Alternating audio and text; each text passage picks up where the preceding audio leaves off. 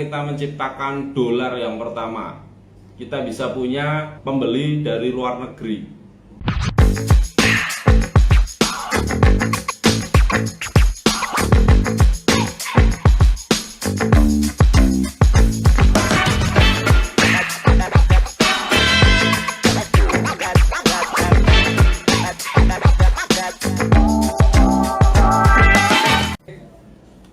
Assalamualaikum warahmatullahi wabarakatuh. Salam sejahtera buat Anda semuanya. Om Swastiastu, Namo Buddhaya. Salam kebajikan buat Anda semua. Terima kasih buat teman-teman yang sudah hadir di acara bedah buku hari ini. Setelah hampir 2 hari ya, saya tidak bisa live karena kesibukan saya. Ada beberapa hal yang harus saya selesaikan, dan hari ini saya akan bedah buku ya guys. Dan buku yang kita bedah adalah buku karya Indra Permana, bagaimana resign yang sukses. Nah, buat teman-teman yang hari ini hadir, apakah masih ada yang bekerja ataukah ada yang pengen punya usaha sendiri? Nah, saran kami, teman-teman harus mulai menyiapkan hal-hal kalau teman-teman mau resign atau mau membangun bisnis sendiri ya. Karena kalau teman-teman sekarang sudah kerja terus pindah ke pekerjaan lain, tempat orang lain, nah, saran saya ya Anda kurang berkembang. Karena pindah dari satu pekerjaan ke pekerjaan lain, kalau kitanya nggak mau membangun karakter building kita, sangat disayangkan gitu. Makanya kalau di budaya kami, di perusahaan kami ya, teman-teman yang resign, harapan kami ya mereka bangun usahanya, harus bangun usahanya seperti itu ya. Kira-kira teman-teman di sini ada yang mau bangun bisnisnya sendiri ya, atau mau beli franchise waralaba? Anda bisa sharing ya, Anda bisa tanya, Anda bisa mungkin pengalaman apa yang mau disampaikan, bisa ya teman-teman. Oke, jadi di sini ada kata-kata dari Mary Riana. Kesuksesan datang kepada mereka yang berani bertindak dan bukan menghampiri penakut yang tidak berani mengambil konsekuensi.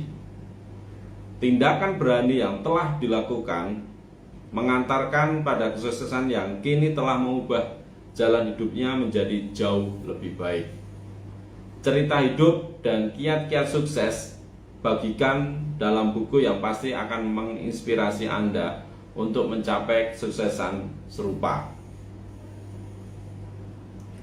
So, mari kita bedah bukunya, apa aja isinya, biar kita tahu bagaimana kita resign yang sukses ya. Buku ini ditulis di tahun 2002, jadi udah hampir 20 tahun yang lalu ya.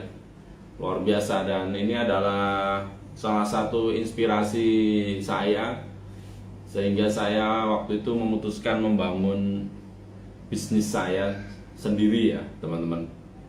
Jadi apapun yang kita lakukan itu kita harus punya visi ya. Visi kita ya jangka pendeknya berapa ya, 1 tahun, terus 2 tahun, setelah 2 tahun berapa ya, 5 tahun, 5 tahun, 10 tahun, 20 tahun, bahkan ke 50 tahun. Ya kita nggak usah panjang-panjang, visi kita 10 tahun ke depan lah. Atau kalau saya selalu bilang 5 tahun, 5 tahun. Kita visi kita ke depan tuh mau apa? Nah, kira-kira saat ini teman-teman 5 tahun ke depan mau bagaimana? Ada yang sudah punya angan-angan? Bab-bab yang akan kita bahas adalah resign yang gagal, terus bagaimana kita menciptakan dolar yang pertama. Kita bisa punya pembeli dari luar negeri. Jadi kalau kita bisa masarin sampai ke luar negeri, kenapa enggak gitu. Teman-teman di sini ada yang punya keinginan punya pasar sampai luar negeri? Hamzah Rahman tahun depan bisa umroh ya. Oke, luar biasa. Nah, pertanyaannya sudah buat visa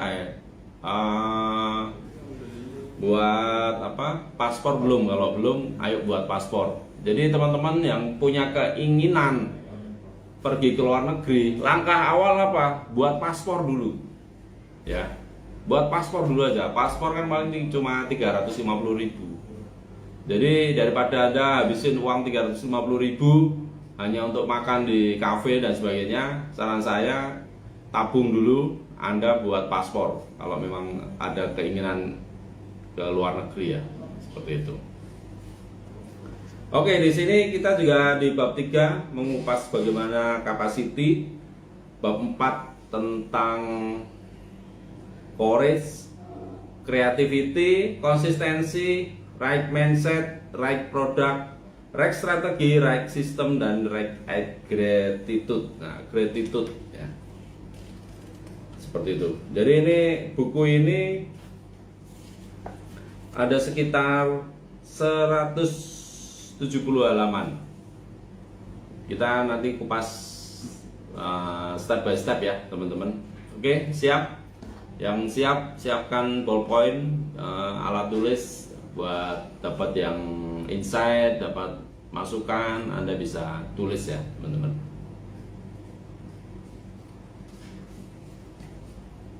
Ya, bab 0, resign yang gagal. Bab ini dimulai dari 0 karena bisnis pun pada umumnya dimulai dari 0 ya. Jadi teman-teman setelah resign, setelah keluar dari pekerjaannya, itu hampir sama Anda membangun bisnis ya, gitu. Dan Anda harus ingat, semua bisnis itu dimulai dari 0. Nggak peduli Anda modalnya 100 juta, modal Anda 1 miliar, modal Anda 10 miliar. Pada intinya bisnis Anda dimulai dari 0 ya, dari 0 semuanya. Jadi Anda harus mau berproses dan jangan berpikir instan. Karena bisnis itu semua dimulai dari 0. Walaupun Anda mau punya modal ratusan juta, miliaran atau puluhan miliar, bisnis semua dimulai dari 0 ya. Resign yang gagal bisa berarti dia terprovokasi oleh temannya yang sudah sukses jadi pengusaha, namun dia sendiri gagal menjalankan bisnisnya. Akhirnya dia frustasi. Resign yang gagal di sini saya maksudkan untuk orang-orang yang sudah jenuh bekerja, ingin masuk ke kuadran pengusaha, namun belum tahu cracknya, sehingga dia gagal menjalankan bisnisnya, bisa rugi, mandek, bangkrut, dan sejenisnya. Untuk menjadi pengusaha sendiri, sebenarnya tidak harus bekerja dulu, lalu resign, baru jadi pengusaha ya teman-teman. Sebelum Anda terpukau dengan kata-kata omset meroket, profit meningkat, bisnis melejit, pemiliknya bisa jalan-jalan, izinkan saya tanamkan dulu kepada Anda konsep gagal ya. Jadi teman-teman harus siap yang namanya kegagalan. Tapi kalau Anda ikut franchise atau kalau enak Anda ikut bisnis MLM, sebenarnya Anda nggak gagal. Kenapa? Karena di awal Anda join, Anda membeli produk, dan saat produk Anda laku, maka Anda sudah untung. Itu. Makanya kalau ada orang yang gagal di bisnis MLM atau insurance, ya sebenarnya mereka nggak gagal, hanya berhenti terlalu cepat saja, teman-teman. Bedanya kalau Anda bisnis modalnya ratusan juta, itu akan terasa. Makanya orang yang bisnisnya modalnya ratusan juta, mereka itu sangat fight, sangat semangat berjuangnya. Kalau kita karena modalnya kecil, ya anggot-anggotan ya, istilahnya ya untung-untungan aja lah bisnis gitu kan, karena nggak punya semangat gitu. Makanya hasilnya juga berbeda. Banyak orang closing itu bukan karena produk ya teman-teman, karena semangat kita prospek, semangat kita follow up, akhirnya mereka semangat seperti itu. Jadi semua orang ingin jadi pengusaha tapi tidak siap untuk gagal. Nah, kira-kira teman-teman yang di sini udah ada yang siap untuk gagal? Ada belum? Atau jangan-jangan Anda ya gagal, sudah takut gagal duluan gitu. Bisa jadi. Makanya orang yang sukses di dunia ini hanya sedikit. Kenapa? Karena mereka sudah tahu resiko bisnis ya gagal. Karena usaha, apa yang harus kita perbuat dalam bisnis atau usaha, ya berusaha gitu. Masalah hasil gagal atau sukses ya tergantung konsistensi kita, komitmen kita. Saya banyak sekali orang yang berpikir bisnis bisa langsung menghasilkan puluhan juta, ratusan juta, bahkan mungkin miliaran dalam waktu singkat. Nggak ada, teman-teman. Semua harus berproses.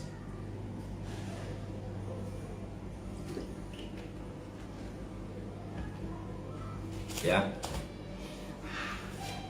Saya sendiri pernah merasakan gagal, jualan tidak laku, sepi order, ketipu dalam jumlah yang besar saat itu, buka lapak di pinggir jalan, tidak ada yang beli sama sekali, malunya minta ampun, baru mulai sudah berantem sama istri, orang tua dan mertua memicingkan sebelah mata.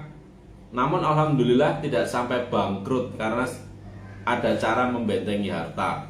Ya nanti juga akan dibahas ya teman-teman. Rugi pernah, tapi masih bisa bertahan ya teman-teman. Itu semua justru membuat saya semakin kuat. Orang yang dulunya pernah jadi karyawan harusnya berpeluang besar untuk tahan terhadap calon kegagalan. Karena setidaknya ia masih punya simpanan untuk bertahan ya teman-teman. Dan sebenarnya menjadi pengusaha itu belum tentu lebih baik daripada menjadi karyawan. Nah, itu statement ya, teman-teman. Begitu juga sebaliknya, menjadi karyawan tidak berarti lebih buruk dari menjadi pengusaha. Semua yang terbaik adalah yang paling bertakwa di sisi Allah ya. Selain itu, manusia yang paling baik adalah yang paling banyak memberikan manfaat untuk orang lain. Karyawan yang bertakwa jauh lebih baik daripada pengusaha yang korup. Dan sebenarnya juga menjadi pengusaha itu tidak lebih kaya dari karyawan. Contohnya saya sendiri, penghasilan saya tidak lebih besar dari dirut Bank BNI ya. Tapi di atas langit masih ada langit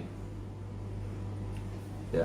Hamsia Rahman, siap untuk gagal, karena kegagalan itu adalah motivasi kita buat menuju sukses. Yes, thank you. Asmira, waalaikumsalam. Andi Ramo, Papua, Jayapura hadir. Thank you, Bu. Bantu tap-tap layarnya, bantu share linknya ke 10 teman Anda minimal ya. Bantu juga share ke 10 grup dagang Anda. Oke? Kita lanjut ya, guys. Sebenarnya itu sebuah masalah mindset, masalah aktualisasi diri. Semuanya sama-sama dibutuhkan. Coba bayangkan kalau semua jadi pengusaha, yang jadi karyawan siapa ya.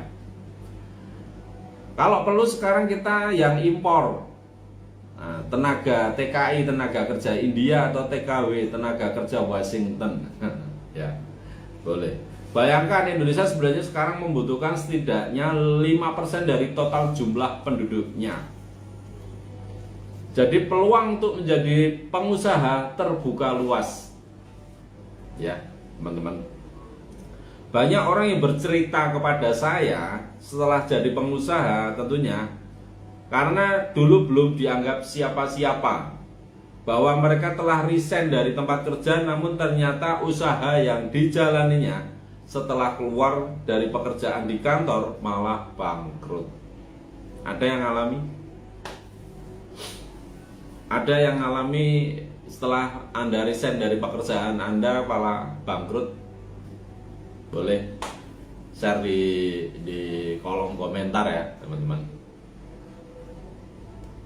Ada yang frustasi sampai hidup dibiayai dari uang mertuanya. Ada yang mau cerai gara-gara dapur nggak ngebul ya teman-teman. Ada juga yang telah resign tapi usahanya sudah berjalan 1 tahun tidak menunjukkan tanda-tanda kehidupan. Nah, itulah ciri-ciri bisnis yang dijalankan tanpa ilmu. Ilmu yang saya tahu itu sebenarnya cuma 2, yaitu ilmu langit dan ilmu bumi. Dan saya melihat fenomena atau orang-orang yang bernasib seperti di atas barusan di Indonesia itu banyak. Ya, teman-teman. Begitulah kalau orang resign atau bakar kapal tanpa persiapan. Saya menyebutnya bakar kapal bagusnya pakai otak kanan, lalu otak kiri. Jangan pakai otak. Kalau pakai otak kiri terus yang menggunakan otak kanan bablas juga nggak bagus ya, teman-teman. Otak di sini maksudnya mindset. Banyak orang ya berpikiran jadi pengusaha itu enak. Padahal Om Bob Sadino dulu kerja keras banting tulang jualan telur door to door sampai kaki pengkor ketika merintisnya. Beliau juga pernah bangkrut. Kata istrinya saking nggak punya duit, pilihannya cuma bisa milih antara nasi atau rokok. Om Bob harus memilih. Akhirnya saat itu Om Bob masih waras. Beliau milih nasi. Seperti itu. Dulu saya juga sempat bertengkar dengan istri saya. Istri saya malu kalau saya biasa pergi ke kantor pakai mobil, dipanggil mister di sekolah, sudah dapat penghasilan tetap. Waktu merintis usaha harus jaga toko, nyapu dan ngepel, ngirim barang kayak kurir atau tukang ojek. Anda siap tidak malu seperti itu? Ya. Khairul Tanjung dulunya juga jungkir balik merintis usaha. Beliau tekun dan ulet jagain mesin fotokopi, jagain warung alat kedokteran. Kalau orang yang mindsetnya keliru tentang jadi pengusaha, maka hal-hal seperti ini akan membuatnya malu atau gengsi. Kemudian bisnis tidak berjalan. Ya.